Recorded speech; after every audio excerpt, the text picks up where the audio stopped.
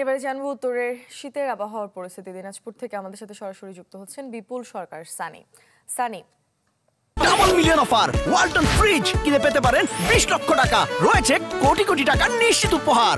মূর্ছনা হিমালয়ের কাছাকাছি অবস্থানের কারণে উত্তরের যেসব জেলায় তাপমাত্রা কম থাকে তার মধ্যে অন্যতম দিনাজপুর জেলা। এবং আজকে আবহাওয়া অধিদপ্তর আমাদেরকে যে জানিয়েছে, আজকে দিনাজপুরে সকাল 6টায় সর্বনিম্ন তাপমাত্রা রেকর্ড করা হয়েছে 11.0 ডিগ্রি সেলসিয়াস, যেটি গতকালকে ছিল 10.9 ডিগ্রি সেলসিয়াস এবং তার আগের দিনে ছিল 11.0 ডিগ্রি সেলসিয়াস। অর্থাৎ তাপমাত্রা কিন্তু 11.0 কিংবা তার একটু কাছাকাছি অবস্থান করছে।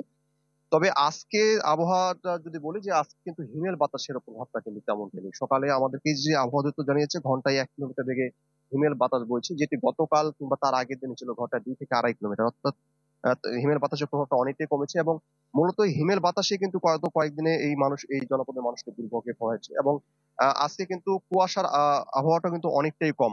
সকালে সূর্য উঠেছে, যদিও প্রখরতা খুব কম, তবে এটি বেলা বাড়ার সাথে সাথে প্রখরতা বাড়বে, এইটি জানানো হয়েছে আমাদেরকে। আর এই আমরা মাঠে এসেছি, মাঠে কৃষকদের সাথে কথা বলেছি, তারা যেটি আশঙ্কা করছিলেন যে গত কয়েকদিনে যে ধরনের কুয়াশা ছিল, তাদের ফসলের ক্ষতির একটা আশঙ্কা ছিল, যেটি এখন কাটিয়ে উঠতে পেরেছেন। গত কয়েকদিন ধরে 3-4 দিন ধরেই কিন্তু সূর্য উঠছে, কুয়াশা আচ্ছন্নতা অনেকটা কমে গেছে। ফলে তাদের যে বড় বীজতলা কিংবা অন্যান্য ফসলগুলো সেখানে তাদের যে বালাইনাশক, কীটনাশক এসব স্প্রে কিন্তু কম করতে হচ্ছে। এবং আমরা এসব এলাকায় খেটে খাওয়া নিম্নআয়ের মানুষের সাথে কথা বলেছি, তারা বলছেন যে শীতের মোটামুটি তাদের দুর্ভোগটা বাড়ে, বিশেষ করে তাদের আয় উপার্জনে মোটামুটি ভাটা পড়ে তারা কাজে যেতে না পারার কারণে।